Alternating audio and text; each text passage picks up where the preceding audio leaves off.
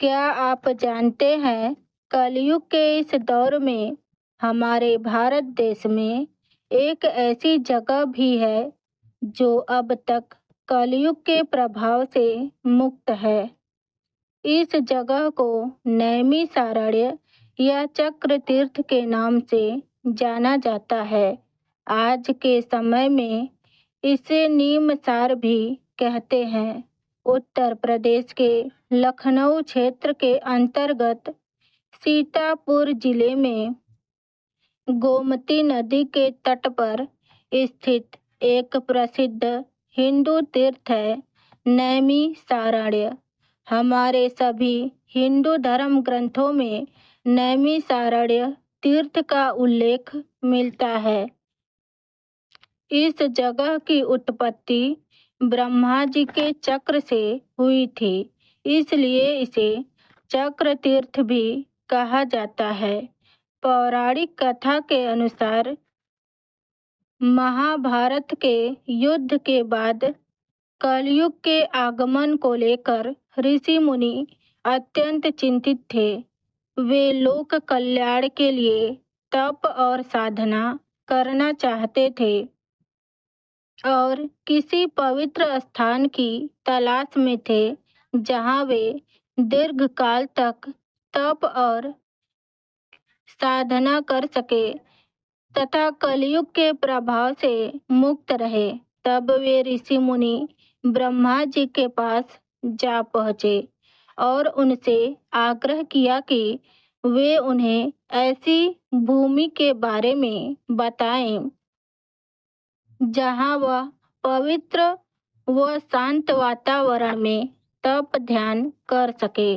तब ब्रह्मा जी ने अपने मन से एक चक्र की उत्पत्ति की और इसे घुमाकर धरती की तरफ फेंका और कहा कि इस चक्र की नेमी जिस स्थान पर गिरेगी समझ लेना कि पृथ्वी का मध्य भाग वही है और इस संसार की सबसे दिव्य स्थान भी वही है।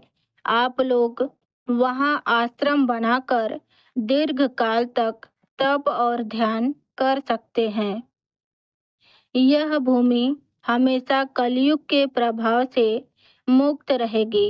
जिस जगह पर चक्र की नेमी गिरी उसे ही नैमिषारण्य नाम दिया गया तथा यहाँ 88,000 ऋषि मुनि ने दीर्घ काल तक तप किया, ध्यान और साधना की। कहा जाता है कि यहाँ 33 करोड़ देवी देवताओं का वास है। भगवान राम ने भी अपना अश्वमेध यज्ञ यहीं पर पूर्ण किया था। महर्षि वाल्मीकि से भगवान राम यहीं पर मिले थे। रामायण के कथा के अनुसार राम जी अपने पुत्र लव और कुश से पहली बार यहीं मिले थे जहां पर ब्रह्मा जी के चक्र की नेमी गिरी थी।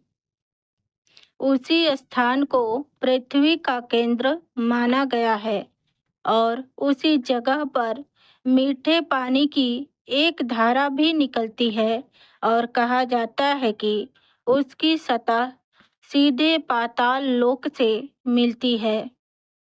यह स्थान इतना पावन है कि कहा जाता है कि नैमिषारण्य के दर्शन के बिना 4 धाम की तीर्थ यात्रा का कोई भी फल प्राप्त नहीं होता। महर्षि गोपाल दास जी के द्वारा नैमिषारण्य में 4 धाम मंदिर का निर्माण कराया गया है। मान्यता है कि जो 4 धाम यात्रा पर नहीं जा सकते वह भक्त नैमिषारण्य में 4 धाम मंदिरों की दर्शन से ही उन्हें समस्त पुण्य फल प्राप्त होते हैं। यहाँ महर्षि दधीची का कुंड भी है। ऋषि दधीची ने अपनी हड्डियों का दान देवराज इंद्र को यहीं पर किया था। वृंदासुर नामक राक्षस के वध के लिए वज्र नाम का हथियार बनाने हेतु देवताओं ने महर्षि दधीचि से उनकी हड्डियों का दान मांगा था। तब महर्षि दधीचि ने हड्डियों का दान देने से पूर्व कहा कि वे समस्त तीर्थ व नदियों में स्नान कर समस्त देवी देवताओं के दर्शन करना चाहते हैं। तब देवराज इंद्र ने समस्त नदियों और देवी देवताओं का आवाहन किया तो उन सभी तीर्थों और नदियों के मिश्रित जल से सरोवर बना और 84 कोस के नैमिषारण्य में समस्त देवी देवताओं ने अपना स्थान ग्रहण किया। तब महर्षि दधीचि ने सभी नदियों के मिश्रित जल से स्नान किया और देवताओं के दर्शन और उनकी परिक्रमा की। अपनी अस्थियों को इंद्रदेव को दान में दे दिया। नैमिषारण्य में 84 कोस की परिक्रमा का बहुत महत्व है। यह परिक्रमा हर वर्ष फाल्गुन मास के अमावस्या के बाद की प्रतिपदा तिथि से आरंभ होकर पूर्णिमा को पूर्ण होती है। यहाँ के सरोवर में स्नान करने से समस्त नदियों के स्नान का पुण्य फल प्राप्त होता है। यहाँ पिंडदान करने का भी विशेष महत्व है। ऐसा माना जाता है कि यहाँ पिंडदान करने से पितरों को बड़ी संतुष्टि होती है और उन्हें मोक्ष की प्राप्ति होती है।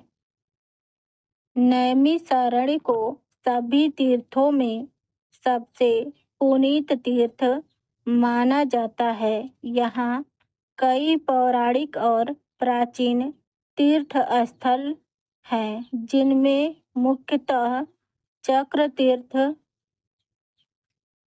माँ ललिता देवी मंदिर, भूतेश्वर नाथ मंदिर, काशी कुंड तीर्थ, विश्वेश्वर महादेव, रुद्रावत तीर्थ, व्यासगढ़ी, सूतगढ़ी, मनु शतरूपा तीर्थस्थली, चार धाम मंदिर, हनुमानगढ़ी, देवपुरी, देवदेवेश्वर, संत आपा नारायण स्वामी समाधि स्थल, निशक्ति धाम प्रमुख दर्शनीय स्थल हैं।